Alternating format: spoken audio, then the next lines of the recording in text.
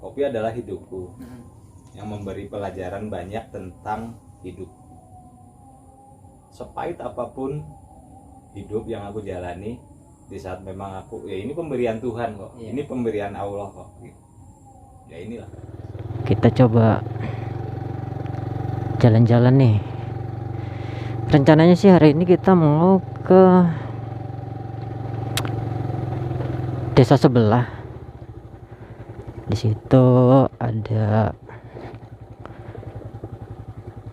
ya apa ya, bisa dibilang kebun kopi, potensi kopi lah ya.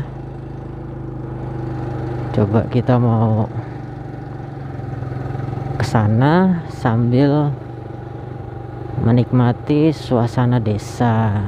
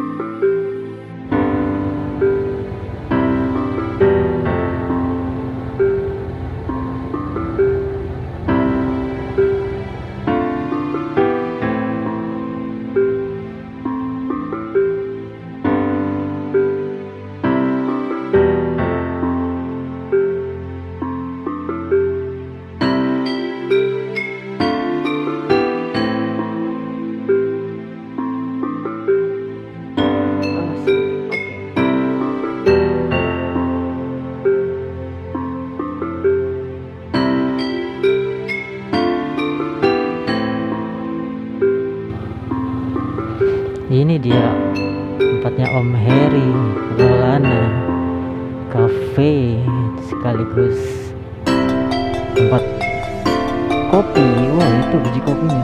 Biji kopi apa, Om? Robusta. Wah, mantap ini. Oke.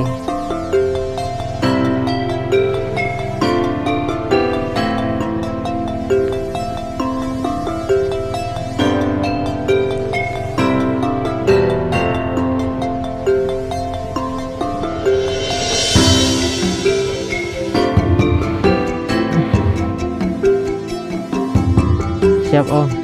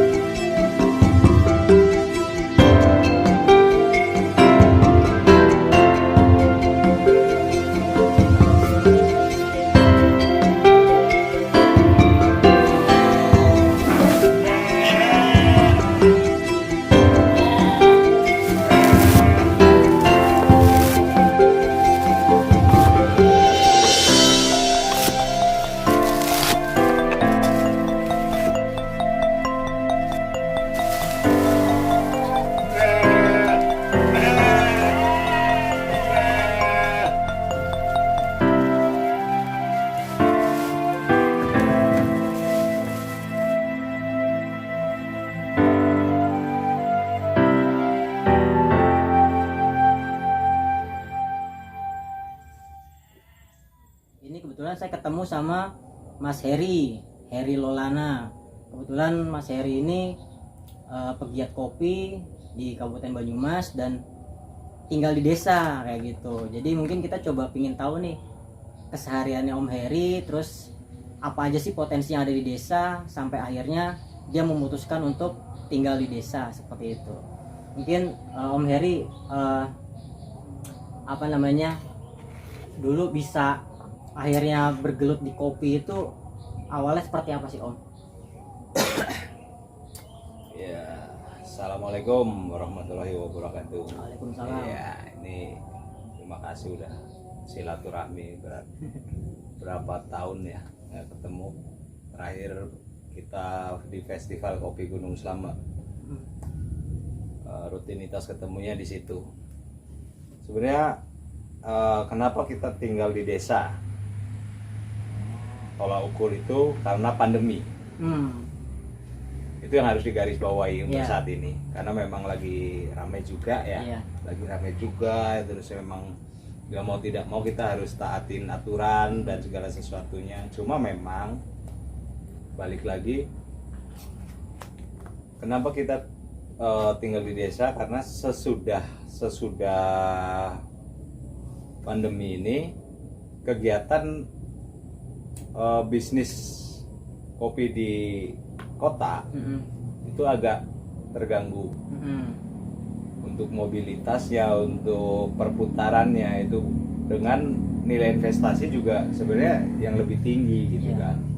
Nah, untuk balikin nilai investasi itu kan harus banyak harus banyak yang harus diolah lah. Ternyata kan memang perjalanannya juga sebenarnya banyak banget terpengaruh di situ.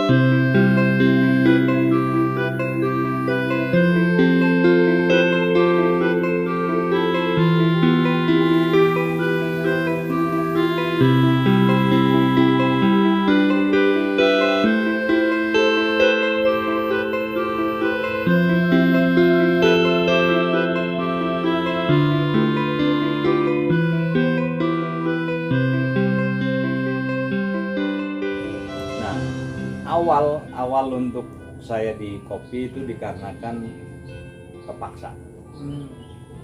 Kenapa?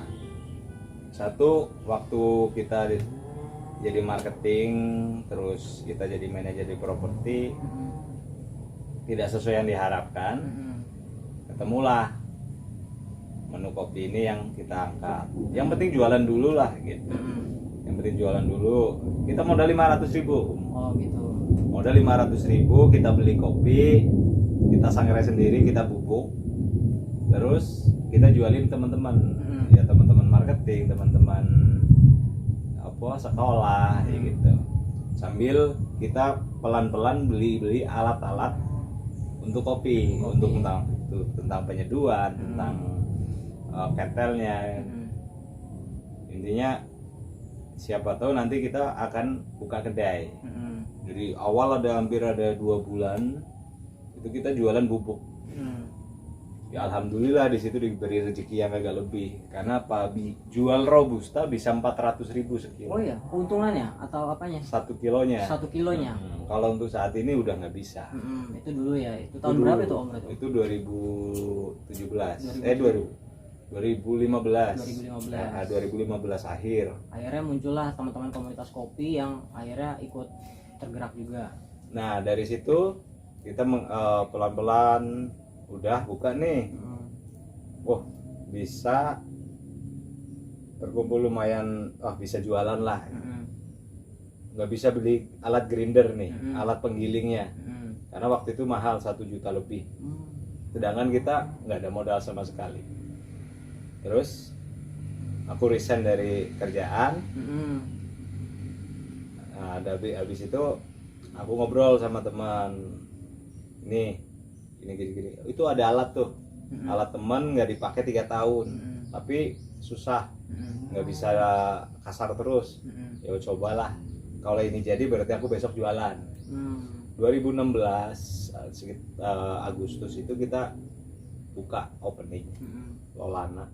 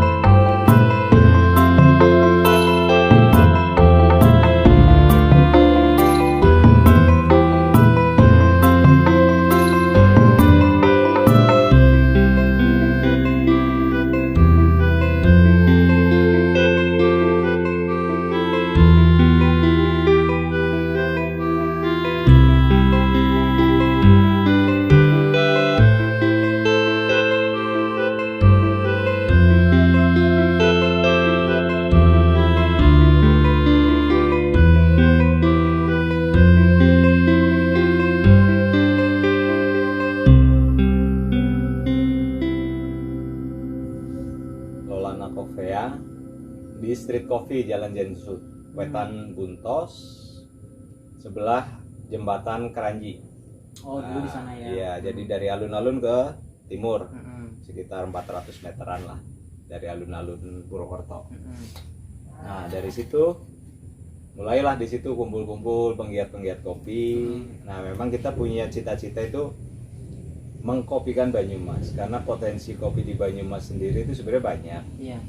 Cuma memang bukan perkebunan tapi pekarangan.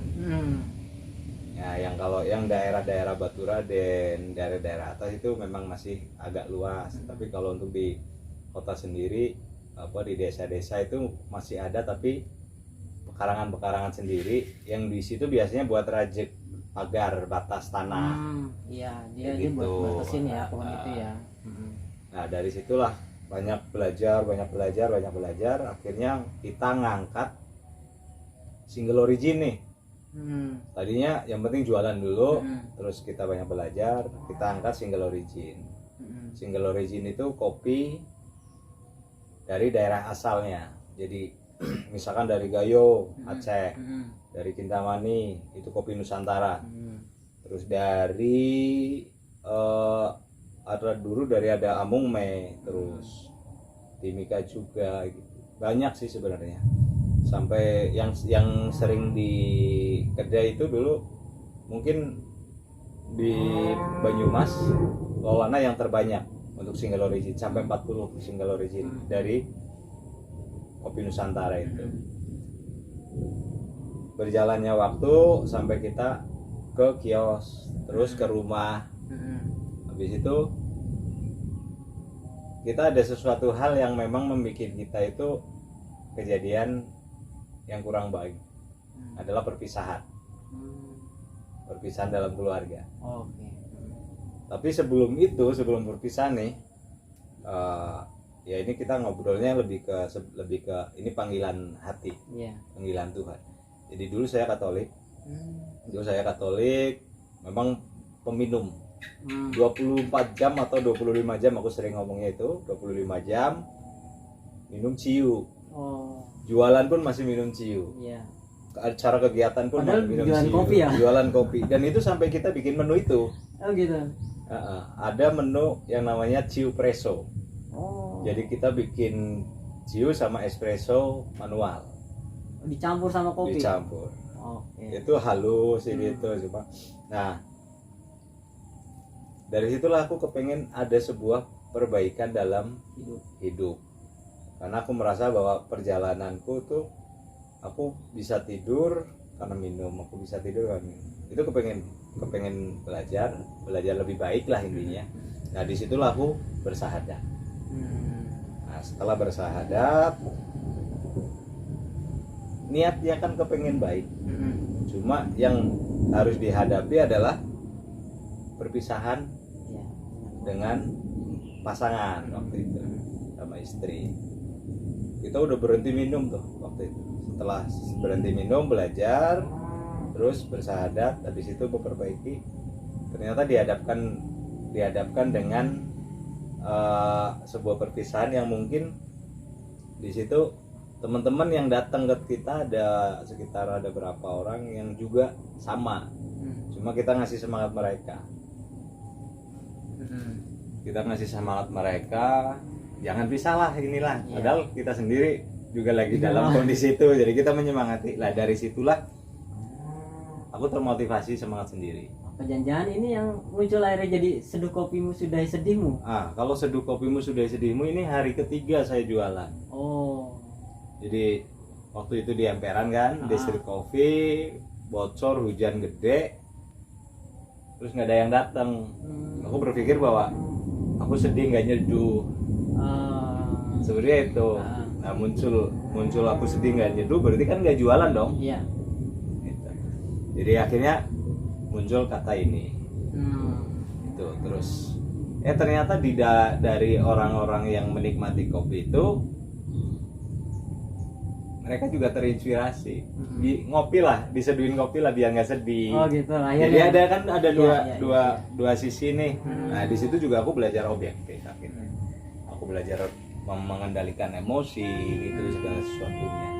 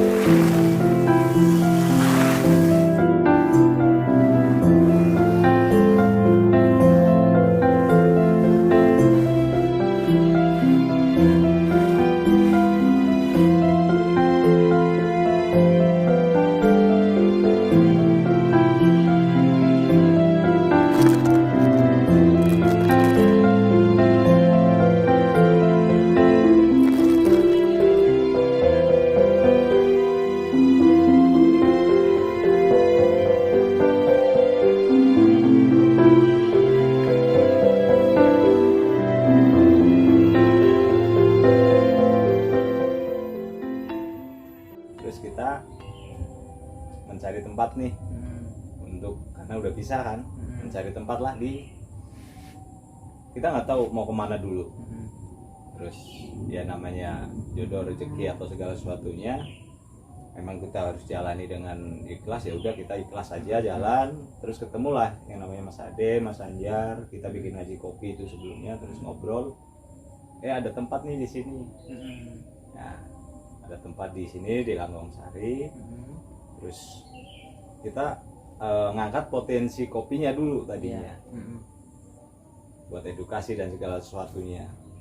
Ternyata di desa itu nggak cuma kopi gitu, ada gula, ada dan yang lain banyak kok, kebun durian juga gitu. Nah kita bikin di sini adalah untuk edukasi wisata kopi. Awalnya itu. Awalnya blogger juga udah kesini, udah nanam kopi dan segala sesuatunya, blogger Indonesia itu. Terus kita semangatnya adalah saya belajar lebih baik itu karena mengangkat kopi. Jadi kopi adalah hidupku, yang memberi pelajaran banyak tentang hidup. Sepahit apapun hidup yang aku jalani, di saat memang aku ini pemberian Tuhan kok, ini pemberian Allah kok gitu. ya inilah bagusnya. Jadi harus aku bener-bener nikmati, aku syukurin. Nah, terus balik lagi ke kopi yang ada di desa ini Om. Ini potensinya kopi apa aja sih Om kalau di desa itu? Nah, kalau khususnya di Langongsari nih, kalau di Langongsari adalah Liberica sama Robusta. Nah, Liberica kemarin di Festival Kopi Gunung Slamet menang kan, juara 1. Iya. Tuh. Ya. Itu yang bawa dari Om ya? Iya, jadi kita memang ngolah barang-barang juga sama teman-teman. Ya belajar bersama lah di situ. Ya memang untuk mengangkat berat, tapi untuk yang penting kita konsisten dulu, memperbaiki kualitas, insya Allah sih ada hasil yang lumayan baik. Nah, Liberica itu kopi nangka, itu yang masih ada banyak juga di Langongsari dan desa sekitar Silongok di sini. Terus Robusta juga Javanica di sini. Jenisnya Javanica itu kecil-kecil, bukan jenis klon yang unggulan, yang gede-gede gitu. Terus ada juga yang karena ketidaktahuan, ada kopi Arabica ditanam di 150 mdpl ya di sini. Bisa? Ada, karena mereka nggak tahu. Yang penting nanam pohon Dan- kopi dan- aja dan kan itu gitu. tumbuh. Dan itu tumbuh dan itu berbuah. Padahal kan biasanya Arabica apa tadi? Arabica itu kan di atas ketinggian Ya 900. 900 ya. Ya. Itu bisa. Semua tumbuhan bisa tumbuh di mana saja. Nah, itu juga aku akhirnya banyak belajar. Banyak belajarnya adalah di saat ada kasus kita olah, kita cari solusi. Di saat dijemur proses natural, kok kayak Liberica gitu rasanya. Jadi akhirnya kita bikin wine nih. Karena sudah ada kan, Ya, sudah ya. ada problem nih. Sudah ada. Kita cari solusi akhirnya. Nah, solusinya itu kita bikin wine kopi Langongsari. Nah, salah satunya kalau ini Robusta, Langongsari, Javanica, terus ya ini Liberica, terus ini Arabicanya. Terus kita ngangkat juga, kenapa kemarin itu Festival Kopi Gunung Slamet, kita ngangkat akhirnya Arabica Slamet Coffee Mountain. Oh, ini langsung dari yang Wah. kebun yang di atas itu bukan? Enggak, jadi ini Gunung Slamet itu ada 5 kabupaten. Iya. Ya, dari kita penggiat-penggiat di situ, akhirnya kan kita ada sinkronasi nih, komunikasi yang baik dan segala sesuatunya gitu. Nah, kita ngangkat kopi itu di desa. Kenapa di desa? Iya. Satu, lahannya masih luas, terus masih asri. Terus di situ kita mau bikin edukasi wisata. Karena apa? Yang berkembang di sini rata-rata cuma bisnisnya aja. Tapi edukasinya enggak? Edukasinya enggak. Oh. Nah, dari dulu memang kita kepengennya kan itu. Cuma memang dikasih kesempatannya sudah berapa tahun baru bisa berjalan. Ya alhamdulillahnya ada tempat di sini, terus dikasih apa?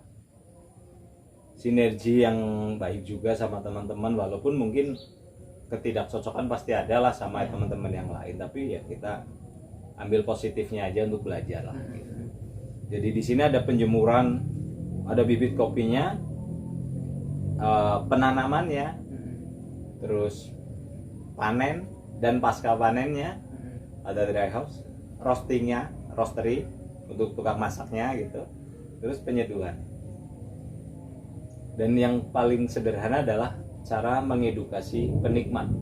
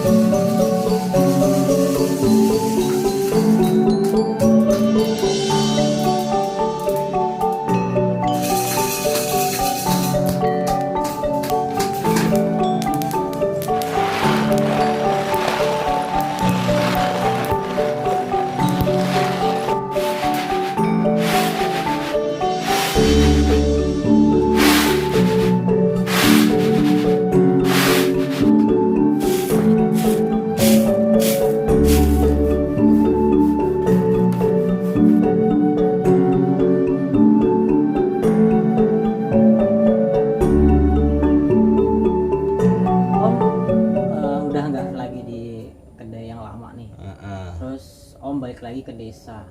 Ternyata di desa ini macam-macam nih aktivitasnya nih, yang Iya, saya lihat nih. betul. Ngapain aja gitu kan, sampai sampai punya sapi, ada kambing segala. Itu akhirnya itu gimana bisa sampai kayak gitu tuh Om? Sebenarnya gini, biar ada interaksi dengan warga, dengan lingkungan, berarti kan kita membaur. Tolak ukurnya itu. Mungkin kita belum banyak sapi, belum banyak kambing, tapi setidaknya nantinya jadi buat percontohan. Karena lahan masih banyak. Ya semua tetap butuh yang namanya permodalan. Iya. Tapi modal itu bisa dicari di saat semangat itu yang nomor satu. Karena aku terus terang aku nggak punya modal, aku punya modalnya adalah semangat. Tolak ukur sebelum kita nanam rumput-rumput ini, rumput odot lah ya, buat itu juga progresnya belajar dari progres pengalaman yang dulu. Kenapa sih kambing dikasih makan ini nggak beranak? Terus ini tuh ya banyak sih orang-orang warga sini yang akhirnya sharing kan, ngobrol. Yang kita ngobrolnya ngobrol simple sih, bukan ngobrol serius ya, kayak gini lah, ngobrol santai. Malah aku banyak belajar dari beliau, dari orang-orang sekitar sini yang ya deres lah, ngambil nira kelapa, banyak cerita, terus banyak juga dari orang-orang yang ngerawat sapi, orang yang ngerawat kambing. Dari situ sih, jadi kita kepengen tolak ukurnya adalah semua jadi ada lingkaran-lingkaran kecil, plot, desk job kecil, itu nanti sambil berjalan.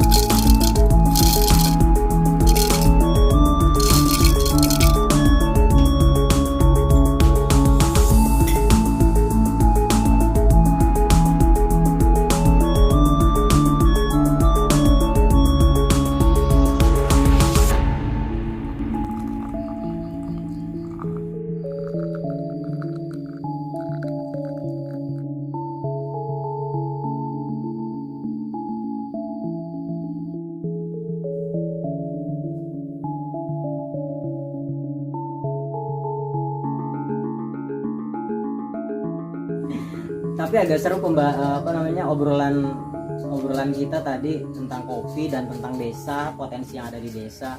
Mungkin lain kali bisa kita sambung lagi ya Om ya, dengan cerita yang lebih menarik, dengan atau kita nanti bisa jalan-jalan ke kebun kopinya. Nah itu menarik tuh.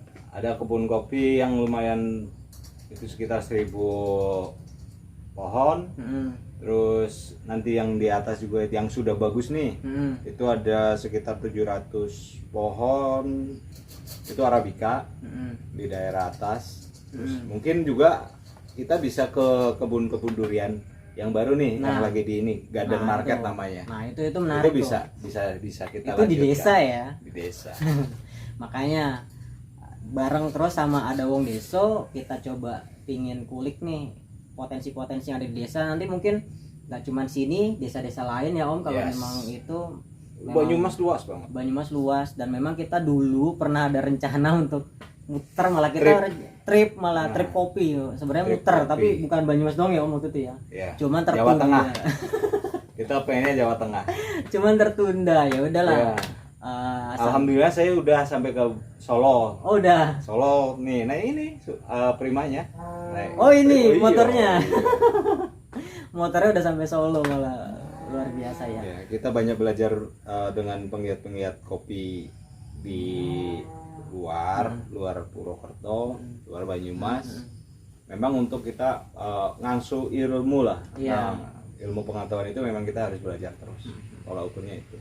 Oke, siap. Mungkin itu dulu. Nanti kapan kita sambung lagi, kita cari potensi kopi atau potensi desa yang menarik lagi, entah itu dari gula, entah dari pertanian, entah dari